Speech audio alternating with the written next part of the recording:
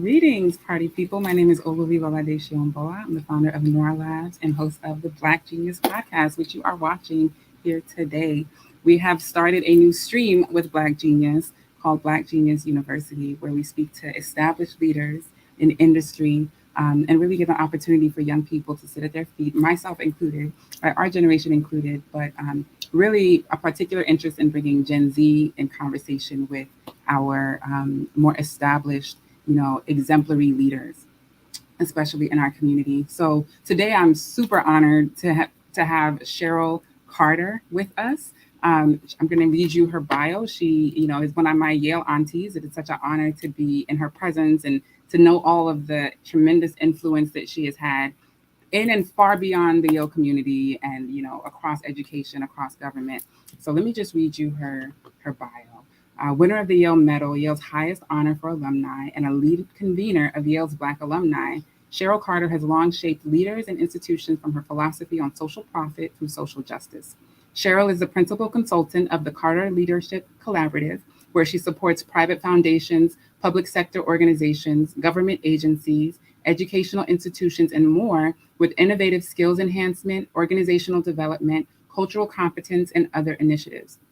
Sheryl has held leadership positions at the Los Angeles Unified School District, Los Angeles County Department of Children and Family Services, Negash Associates, the Yale Black Alumni Association, and the Yale Alumni Association Board of Governors, among many others.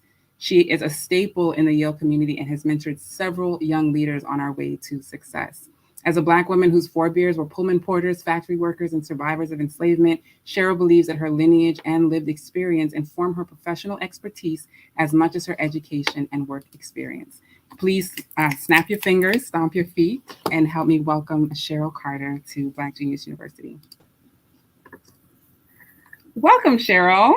Thank you. It's lovely to be here. It's so lovely to have you. Thank you so much for making the time. I know you have a super busy schedule with so many clients that you're serving. So I'm just so excited to dig in more into your story. When I Google you, and I've done that even well before we talked about having this podcast, I'm like, there is not enough on the internet about this woman. I don't believe that these few pages that I'm seeing even begin to scratch the surface of your story, your journey, and the impact that you've had. And I just really wanted to dig in a bit deeper into your journey and to hear from you, and to give our community an opportunity to learn and sit at your feet and learn from all the amazing work that you've done. Oh, that's very kind. I feel very honored to be able to be in this conversation with you. Oh, I appreciate that. So I know obviously our connection is Yale. That's how we met, and you were among some of the first classes of women that went to Yale, some of the first, groups of Black students that went to Yale. I just want you to talk a little bit about how your upbringing influenced your decision to even, attempt Yale, and how that experience influenced your career. Certainly. First class of women to come to Yale was 1971. I arrived about 7 years later, 1978, to be a part of the class of 1982. And my journey there was pretty interesting. I started my education at a public school in South Bend, Indiana, which is the home of Notre Dame. That's what most people know it for. But there are a lot of other reasons why Black people would have migrated there. We'll probably get to that a little bit later. But I was one of 5 children who was raised there. At the age of 10, I received a scholarship to go to a school that was started and operated by professors of Notre Dame, because they did not want their children going to the public school district in South Bend. And it was at the same time that they were trying to integrate schools around the country. So they wanted dollars for their library. So they identified 9 Black kids from the South Bend Community School District to go to that school. From there, I got a scholarship to go to a couple of Catholic schools. And throughout that experience, I just became I was always a really interested student, loving learning. It started at my first school where I had, Black women teachers who inspired me. By the time I got to the schools where I was getting scholarships, my teachers looked a lot different than me, but many of them took interest and were kind. I had, in particular, a librarian who gave me a lot of books to read. that helped me with my journey in terms of just being a black kid in a white space, but continuing to identify who I was and learn more about my people. And so that took me to Yale, where I was fortunate enough to be able to continue to study African American studies and major in history, and still feel part of a community and wanting to give back. I think, the Catholic education, because I was raised in a very religious household, faith-based household, not just religious, where my parents really emphasize giving to others, right, is the way to serve God. So service has just always been a part of my existence and pretty much who I am. So, and it has continued because, as you know, Yale encourages people to make the communities where we live better. So Mhm. it was a perfect fit for me when I got there. I was able to, I'm going on and on, so stop me when you need me to, but I I know. was able to discover the Urban Improvement Corps, which was a tutoring organization while I was there, Mm, that allowed me, to maintain a connection with the Black New Haven community, even though I was in a really white space at Yale. mm. Yeah, when you mentioned South Bend, I couldn't help but think of Prof. Anderson, Prof. Oh, Elijah yeah. Anderson, who you guys apparently grew up together. And I remember sitting in his classes and he would tell us stories about growing up in South Bend, Indiana. And Yeah. I remember this story. I believe this happened in South Bend, um, with a pool. And this might have been common across America, right? The pools were segregated. Were things still pretty segregated during your time, or was that like an older generation that was conveying that story? Yeah, he's a good friend of my older brother. So there's Mhm. like 15 years between us, and so yes, things were still segregated and pretty much are. But the story I think that he was talking about was the natatorium, which was the pool, which was in our community, the Black community. So that's where Black kids went and studied. I mean, learned how to swim and and enjoyed the water there. Um, we were fortunate, there were at that time there were all kinds of people living in the community. So there were professional people living next door to, factory workers living next door to doctors and all of that. So we had a real community at that time before people started moving out to suburbs and things like that.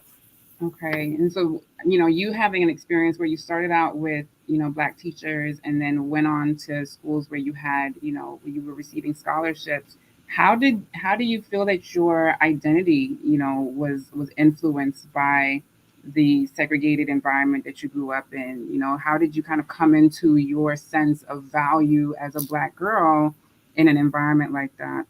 Well, from my first kindergarten through third grade, it was powerful. I had all Black women teachers. They were very supportive. They were very encouraging. They were nurturing. They taught me what it means to be a Black woman. One of them was my auntie. One of them lived across the street from me. So there was a strong community there. Very solid foundation. Very solid foundation, and it was jarring. I have to say, it was really jarring to me. Integration meant isolation because I was removed from my community, my neighborhood. The kids didn't see me anymore, and they kind of thought I was weird because they didn't know what was going on with me. I wasn't part of their group, and the white folk didn't necessarily fully accept me because I had to go all the way to the other part of town, and so it was lifestyle while I'm in school, completely different and very isolated lifestyle when I was away from school. But fortunately, I had family. Family is really important. My parents, um, my father is one of the people who migrated to South Bend from the South, and behind him came his 8 brothers and sisters who all came to our house and launched to their own homes. So I was raised in an environment with lots of cousins around and aunties and uncles, and same with my mother's side of the family. So many cousins I can't even count, you know, who talked about the importance of family and who were good people and who believed in serving the community and helping each other. Our house was a place where a lot of people would come and just live. Mm, Visiting ministers would stay there because I assume the hotels were not that welcoming to people who would come through. Singers would come through. Junior Walker and the All Stars lived across the street. So it was a real solid foundation. But for me as a person, it was tough mm. because I had to really make it a point to try to figure out who I was and survive being in all those white spaces. What was helpful in that? So, what part of the South did your family come from, or parts of the South did your family come from, first of all? And then I want to know what was helpful in you kind of, formulating that strong identity, even as you were, moved into different environments. My father's family came from Georgia. My mother's family came from Kentucky. Okay. So deep South. My siblings are older. I had an older sister. She was 20 years older than me, and my closest sibling is 8 years older than me. So I had older people inside the house, who were there around before they moved away, who encouraged me and supported me. Then at the school that I went to, the first school that I got the scholarship to, the private independent school run by Notre Dame professors' families, there was a librarian, and she gave me books. And the first book, and I think the book that impacted me more than anything, that really got me reading a lot, was called The Black Woman. Mm-hmm. It was an anthology by Toni Cade Bambara. I kept a copy of it for a long time until it fell apart. Then I had to buy a new one because there were stories in there from Alice Walker. It was there that I was introduced to Audre Lorde. There were excerpts and essays that and Nikki Giovanni. I mean, then Nikki Giovanni became my big sister. Her work really helped to inform how I looked at myself. Ego Tripping is one of the poems that I love to this day. When I need a boost, I pull it out and listen to it because it talks about how magnificent we are as Black people. So Mm-hmm. even in the face of not necessarily being welcomed every day in school, having people excuse racist activities and microaggressions that were happening to me back then, um, I was building a solid foundation. It led me to read things like The Souls of Black Folk and Up from Slavery, old books. I don't know if even you all are familiar with them, Yeah. but it started to look at my people, and help me to feel a connection to my people. And that led me to works by Alice Walker and Sonia Sanchez, so it Mm-hmm. just reading really was what stabilized me and kept me focused. And before I knew it, Angela Davis was my hero, so having read Soledad Brothers and Soul on Ice, and the Panthers were a little bit older than me, but still their legacy was very strong. And I believed in all of the principles that they stood for, making the community stronger, making it better, getting equity for people of color, especially Black people. That's what helped, just staying connected by books. And as much as talking to other people. Okay, it cut you for a second, but I think I got the gist. One of the things that really fascinates me about you, I think that in environments like Yale and in PWIs in general, there are a lot of us who we have this quote that says, "Not all skin folk are kinfolk," right? Right, There's a lot of us who get lost in the accolades and who really want that external approval, and it can be really difficult to stay connected to our communities and to serving our communities and to stay connected to what our communities need and want. And so I find it really amazing how deeply rooted your identity is and how much it comes across in the work that you do and in the way that you advocate for Black students at Yale and for and just the Black world in general. So when you said you started at Yale in 70, eight, 79, 78. 78. So, we've heard stories of New Haven in the 70s and what was happening and how, can you just talk a little bit about the political climate in New Haven when you were a student at Yale? Yeah, the surroundings, Yale was in the middle of the city and had a bad reputation for having moved people out of the city. Didn't Mm-hmm. have good relationships with, the residents of the city.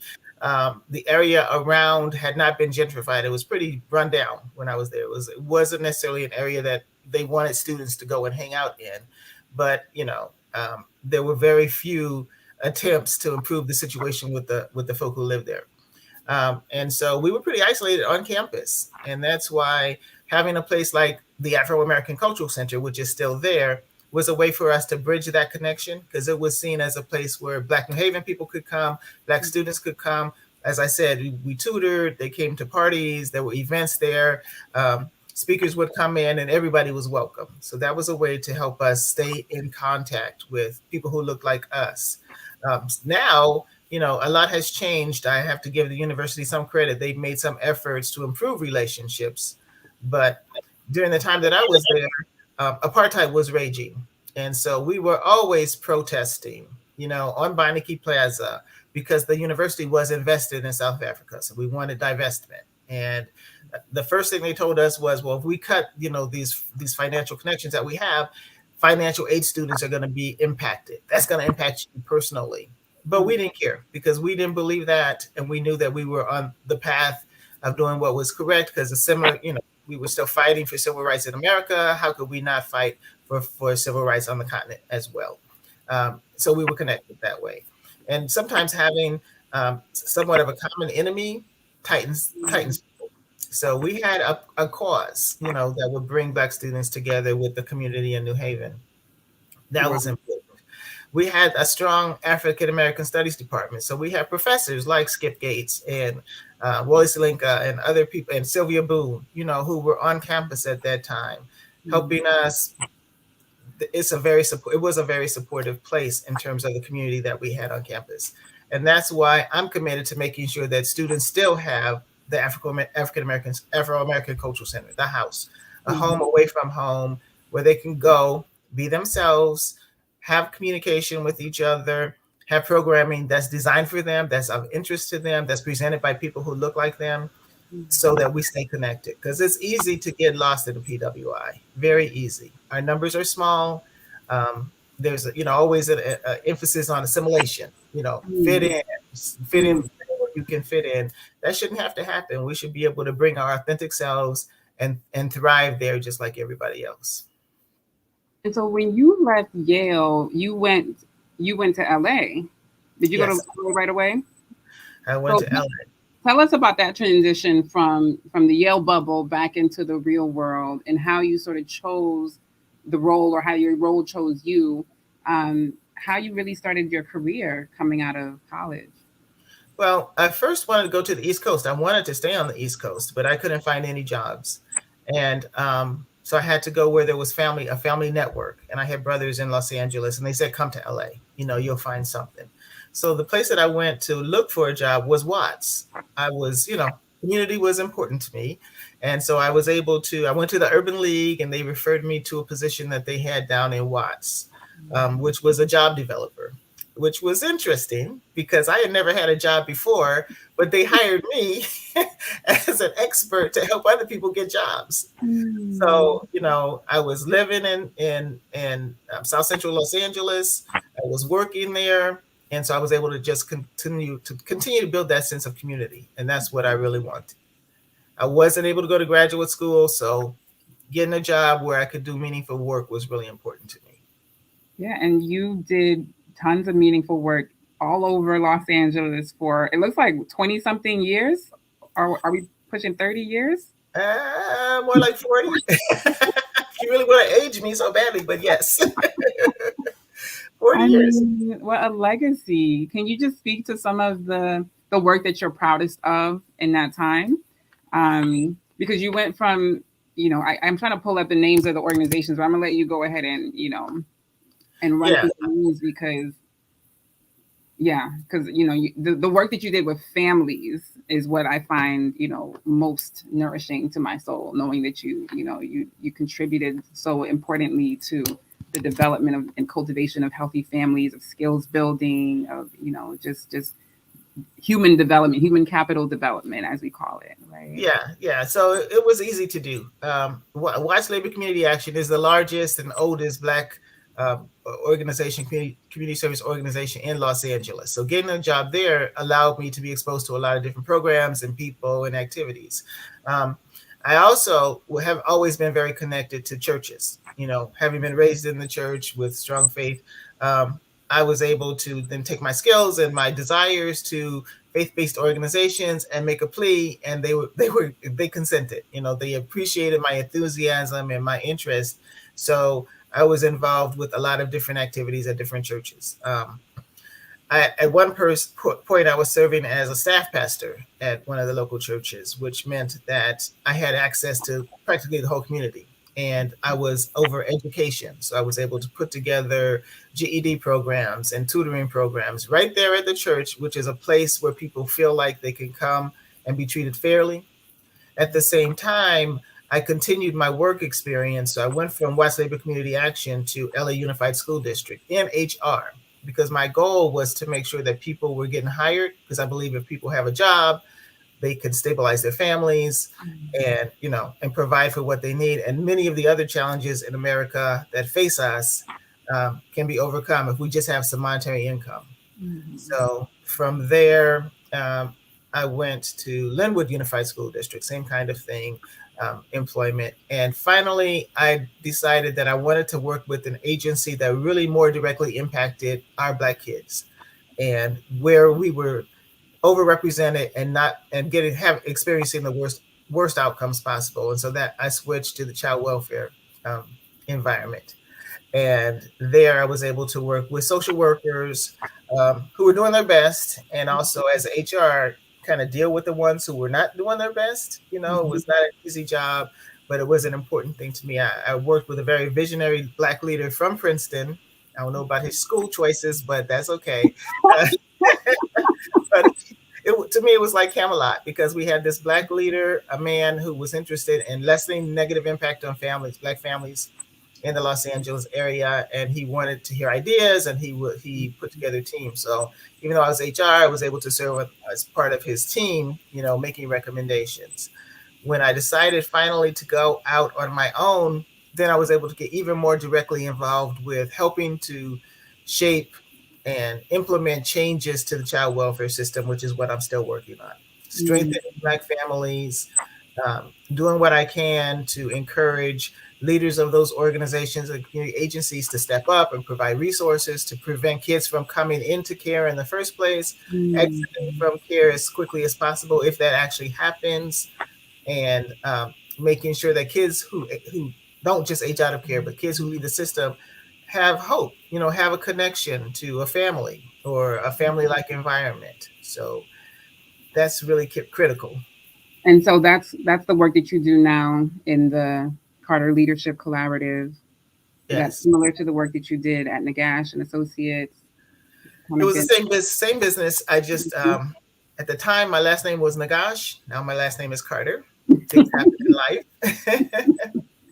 And so when I stopped the business I was running with my husband, and I'm just running it by myself now, I changed the name. But it's basically the same type of work, really trying to make a difference, dismantle and rebuild on behalf of Black families. So two big questions come up for me. Um, One, you spoke about working, with faith-based organizations, right? Working with the churches, bringing educational programs and workforce development programming into the churches. So I want to speak a bit about how, the role of faith-based organizations today, what you're seeing on the landscape, and as well as how you cultivate the leaders that you work with. What are the qualities of a good leader, especially, in our environments, and especially as people who are meant to serve Black people and Black families. So you could just speak to those 2 points. Yeah, for the first question, I have not been quiet about the fact that I'm very disappointed in the work that many of the Black churches are doing these days. I think during the civil rights era, they were at the center. The community was everything. Now it's not so much that way. I don't see the leadership coming up as much as I would have hoped it was. Reverend Barber is still out there doing work. He's in Tennessee at this moment, with the faith from I think it's Disciples of Christ, with a faith-based focus.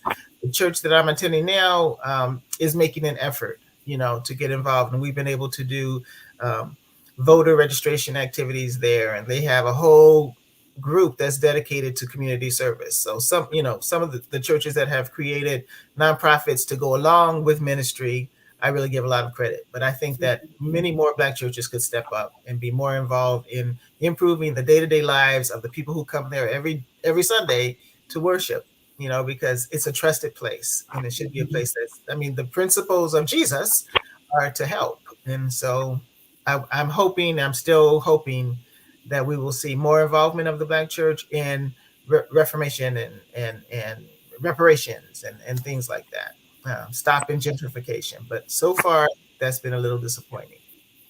In terms of developing Black leaders, I think that all of us are leaders. Everybody has a sphere of influence, whether they recognize it or not. And so just when people acknowledge that they want to step up and be a leader, that there are areas that they want to address, I think our role is to um, help them understand the landscape, make sure that we're there to support, to hear their ideas, and to network, to connect people. And that's what I try to do all the time, because I know a lot of people. I'm a testimony to that. Yes, yes. In Los Angeles, from the Yale community, other places that I've worked, I think it's my responsibility, since I have a seat at many tables, to make sure that the door is open and that other people are invited to tables, or that people can create their own tables. And so to assist however I can, making connections, making sure that people follow through, um, just encouraging a sense of community. I think that's my strongest strength. I see myself as a facilitator, a change agent through facilitation. Um, that's pretty much me. So, coming, so I'm very passionate about this topic of, the church and the role of the church in advancing, Black welfare, Black success, just all of the things that, the church has an opportunity to influence in Black lives. What do you think is the cause of, it almost seems fair to call it a regression, right? Because like we talked about during the civil rights movement, the church was at the center. What do you think is responsible for this regression, and why the church is not as active in galvanizing support for social justice? I think it's a lot of it boils down to money. I think that having faith-based initiatives that are funded by the government has deterred a lot of people from doing anything that might be perceived as political or controversial. They want to keep those government dollars coming in. They want to keep that 501 status, and so unlike during the civil rights era, they veer away from stepping in and being involved because they don't want to jeopardize that status to make and keep money. That I think that's a large motivating factor. I also think that just in terms of some organizations' dogma, there's just a tendency to talk about heaven.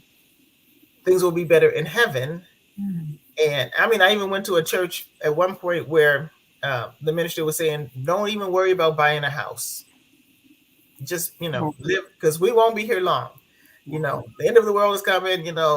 So don't buy a house and just plan for heaven." Mm. Now that was 30 years ago, and we're still here. So those families who took that advice, what kind of harm might have been done? What kind of progress might have been impeded with those families? I hope they didn't listen. I didn't listen. Um, and so I think that there's good intentions. A lot of ministers are very well meaning, and they believe what they believe, but I think that sometimes the dogma just gets in the way in terms of dealing with reality. So, to speak on dogma, and I'm gonna call on Ralph Yarl. The last update that I got was that he was recovering at home. Thank God. I don't know how he's doing now. I also saw that the shooter, charges have been filed. Right. He went home the night that he shot this young boy, Yeah. but now charges have been filed. I don't even think they had brought him in as of last I heard. I'm just curious to hear from you. Seeing what you have seen across the Black race and the landscape. What do you hope for now? I mean, looking at what's on ground now and comparing it to even when you came out of college, and where we were as a people. What do you hope for? What do yeah, what do you hope for that might shift this reality that seems to keep on repeating itself? That's a really, really good question, and I've been grappling with that, for days. Not just because of Ralph, but because of other things that have happened as well. Um, it's hard to have hope. It is hard to hold on to hope with the system that we have in place now. I think 2016 unleashed a lot of hate that was under the surface, but people didn't necessarily feel free to express it and to act on it. And we're in a completely different environment now than we were, 2008 to 2015 even. Um, so for me, my emphasis is I do diversity, equity, inclusion training and work. And at one point I had said, I'm stepping away because it's really not impactful. After George Floyd, was murdered, there was this great push in the United States and everybody was going to be principled and do what's right by Black people and insist on change. And then we have short attention spans, we have short memory. And if you're not faced with dealing with that from a personal perspective every day, easy to forget. So that's why we find ourselves now with Ahmad and now Ralph.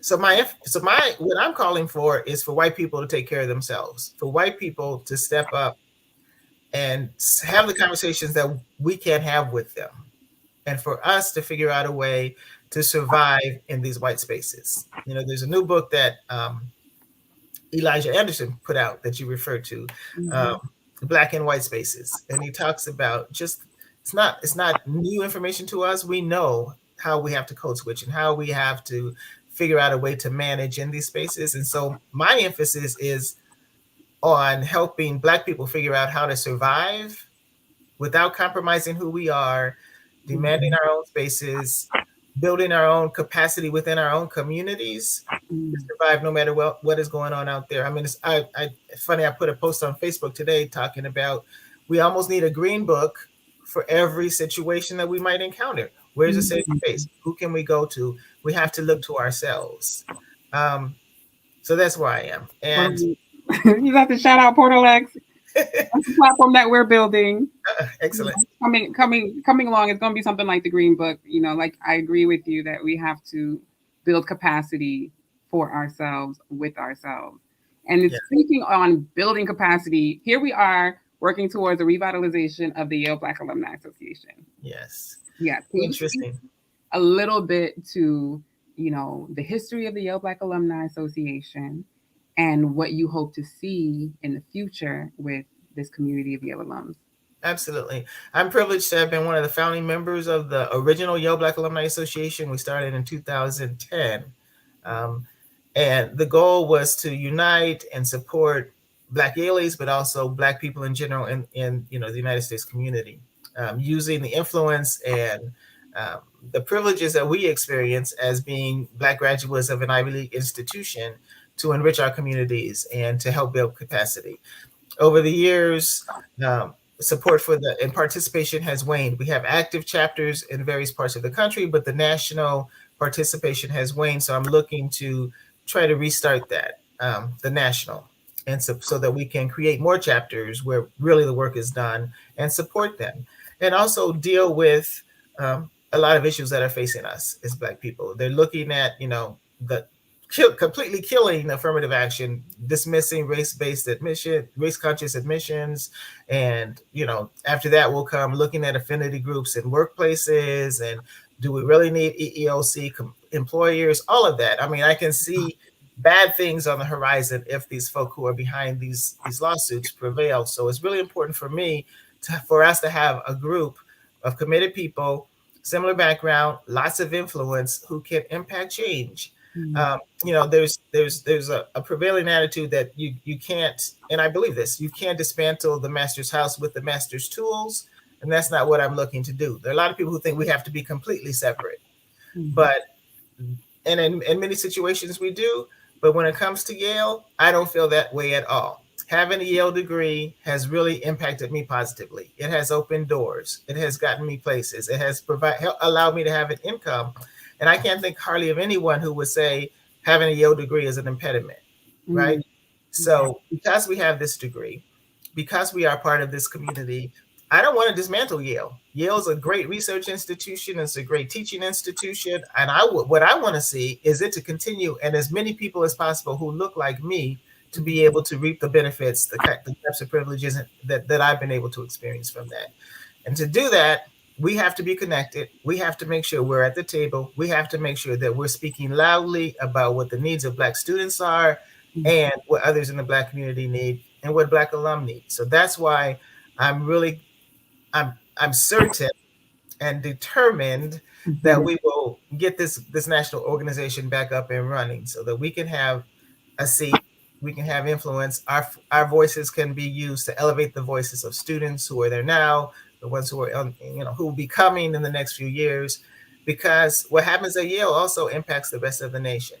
And so We need to have strong footing in these staunch, respected, revered organizations in our community so we can impact other parts of the community as well. So that's what we're trying to do. Snap. Snap for you and stop my feet.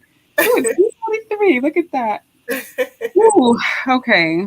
Thank you, Garrett. Thank you. That was just I just hail you. I just appreciate everything that you've shared. And yeah, shout out to all the Black Yaleys. We have a responsibility to come together to make Yes. positive change for our people. It's not Yes. enough for us to be, cute with those cute degrees and just, living our best lives on our own. We have a responsibility to give back, reach back, teach back. So, what are some of the ways now? We know we have this event coming up. What are some of the ways that folks who might be watching this, who might be on the fence about, getting involved? What are some of the ways that folks can get involved, and what kind of contributions do we need for folks to revitalize the organization? Well, on June 29th, we're going to have an event in New York City at the Yale Club of New York. It's an event we're gathering our speakers now. It's called Sustainable Legacy, a family conversation, where we're going to come together and look at the advantages and privileges that we have from being Yale alum and how we can work together and collectively continue to impact the communities where we live, the university, and do good for Black people. So that's one thing. So information about that will be coming out within the next couple of weeks. So as many people as can, if you're up and down the Eastern Seaboard, please definitely try to come. I'm going to be flying in from California. Others who want to come, please plan to join us for that. At that event, we're also going to have discussion about other ways that we can contribute, whether it's forming new chapters where we have a concentration of Black people who want to get together and work on things in their community, whether it's continuing to build up the chapters that exist, like in Philadelphia and Los Angeles and Chicago, our major cities, um, and then other ways that we can come up with signature events and activities that will help to ensure that we're present, that we're helping kids get in, becoming interviewers, participating. The beautiful thing about Yale is that it allows alum to actively participate in interviewing of applicants. I do that. Some years I've interviewed up to 50 kids, just Mm, trying to make sure that those kids have a voice, not to give them extra, points or anything, but just really give them an opportunity to toot their own horn, to share their accomplishments and their aspirations, and then let the university know, yeah, these are kids who you should be considering. Um, I think there's only 1 year in the last 10 that at least one person, sometimes two, three, four, five, have gotten in. And so I feel like I'm making a contribution. And so I encourage all alum to get involved with interviewing of applicants, because sometimes people don't see us, people who are spending their times interviewing don't see us the way that we see each other and don't have the same motivations to accept us the way that we do. So that's very important. We don't have a budget. So at some point, we're going to need some money, to take on different types of projects to enhance the community. So that there will be a lot of different ways that we can talk about. The ideas will come from the group. I have some ideas, but we really want to hear from, especially people of your generation, the younger generations. What do you want us to be doing? What do you think will be impactful? We're here to help. We're here to use our influence to make sure that we're able to accomplish what you all think is important. So I appreciate that. And so, one last thing as we wrap up, because you spoke about interviewing and the importance of alum getting involved in that process. Um, I've noticed that there's a distinct quality to Yaleys, right? Before I applied to grad school, I was looking at the other schools, and I just, the people they just weren't good people. They didn't do it for me. There's something distinct about Yaleys, and I'm curious what you have found, even in interviewing and and cultivating Yaleys. What have you found have been the qualities that make somebody a Yalie, that help people to get into programs as they're applying and interviewing, and help them to have a tremendous impact when they leave the institution? I think we're a very passionate group of people. We care. I think Yale attracts people who really do believe that we can change the world. So the kids who I interview, who I highly recommend, are the ones who have started when they were 10, understanding about community and needs and attempting to address some kind of a challenge that exists out there. Starting a nonprofit at 15, writing a book, serving as a super volunteer wherever they can, those types of things. That continues. We had the Yale Day of Service when people want to come around the world, come together to do projects to enhance the communities where we live. That wasn't good enough.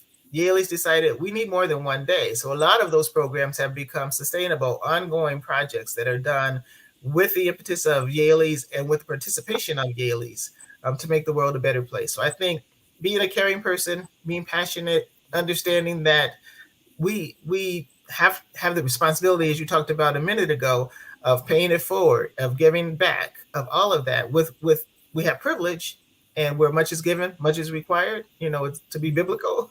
So Mm-hmm. I think people who share those types of values are typically who I see at Yale. That doesn't mean everybody. I mean, we can all think of a few who we wonder how are they in our community, and I won't name any names, but I think y'all all know. Mm-hmm. Uh, but for the most part, it's like you said. My friends now are the people I met in 1978, and the people who I met in the Yale community over the last 40 years. Those are the people who I work with, do projects with, and just enjoy spending time with. Can have meaningful, intelligent conversations about changing the world and making things better. Um, we have just that common sense of community, and I think that's what keeps us together.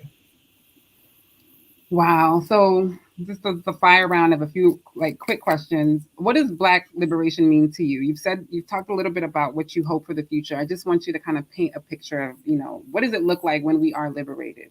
It's a mindset, and it's also a set of behaviors. We have to realize we're free. We have to insist on being free. We have to insist on being ourselves and being accepted for who we are and not having to conform.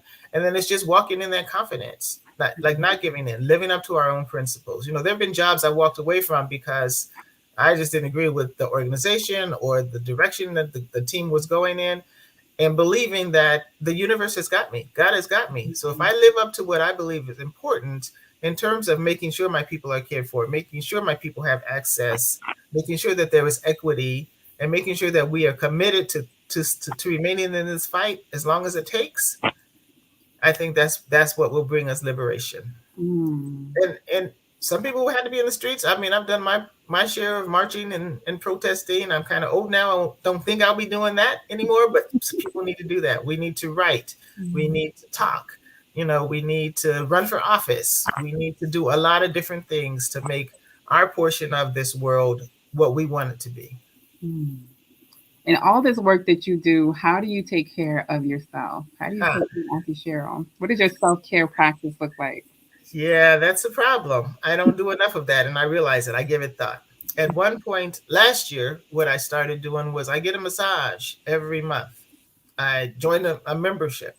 Um, I think about an exercise routine and I do it as often as I can. But when I travel, it's really difficult. And just trying to eat better and eat right, and get away from meat and do more plant based, and just taking the time to do nothing. I love to go to museums and just look at beauty because that just makes me happy. I love going to Yale and just hanging out on campus and meeting young people such as yourself and others because I find that inspiring and it feeds my soul. Mm. And of course, there's faith-based activities, but And what advice do you have?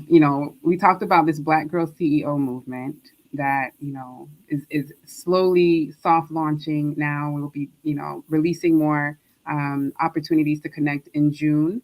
But, to start off, we want to just have conversations with Black women CEOs like yourself, right? Who are leading organizations, who are, exemplary leaders and showing us the way forward. When you look at young girls who are looking at the possible career trajectories for them, young women, and even people out there in the world who are already in leadership, what advice would you give to Black women, Black girls who desire to give back to our people, who desire to be in leadership, who desire to make a difference? I would say follow your dreams and do what's really in your heart. Trust your intuition and listen to yourself. A lot of things I didn't do that I try to live without a lot of regrets, with as few regrets as possible. But they mostly come from when I listened to somebody else. I didn't do what my gut was telling me to do. I didn't follow a dream. I didn't follow my own thoughts. Um, you're okay. You're right. You know what's best for you. Trust yourself and then take action on what you really believe to be true, even if others don't understand it, because it does work out in the end. And then try a lot of different things. I think myself, I know I still fight it. And most women that I know fight this imposter syndrome. I'm not as smart as they think. They're going to find out pretty soon. I'm going to fail. So if we fail forward. We are very smart. We are the queens. We know we have mother wit, we have book smarts, we have common sense, and we're there to support each other. So I think it's also important to have a network. Find you some sister friends Mm. who will not only tell you when you're doing a good job, but pull your coat and say, "What the heck are you doing?" You know, think about that. Why you got that on? No, and who will just help to support you and who you can support as well. We're not in this alone. That whole uh, rugged individualism, that white supremacy stuff, that should not be us. We are a community, and we should always remember that and nourish that and grow that. Okay, I am like hereby inducting you into the Council of Elders for the Black Girl CEO Network. I love it. Please and thank you. If you are a Black Girl CEO watching this or aspiring to be one, please go to portalx.space, click on Join Black Girl CEO Network. You will get much more information very soon. We are having co working every Wednesday at 11 a.m. Eastern. So if you want to come together and work with other Black women founders, you can do that there. Mama Cheryl, I'm almost in tears. I'm just so full. I'm just so full and just so grateful. I just bow down. Thank you. So grateful and so honored, and I just look forward to continuing to learn from you. There's so many more parts to this conversation because I want to talk more about the scripture and the and the faith and what Jesus really teaches us to do out in the world. But I think you are an exemplary model of that. There's a book that says, it's titled, I can't remember the author's name, God is a Black Woman. And when she talks about her travels through Europe and her studying of the scripture and looking for Black womanhood in Christianity, she says, just look around at the Black women in your life. They are doing Christ's work. Yes. And you couldn't be a better example of that. So thank you, Mama Cheryl, Auntie Cheryl. Thank you. And I would be remiss if I didn't say thank you for all that you do too. From the moment that I met you, I've been impressed. I have just been watching your trajectory and your commitment to doing good, to taking care of these Black girls and the Black community in general. And so I got to say thank you as well.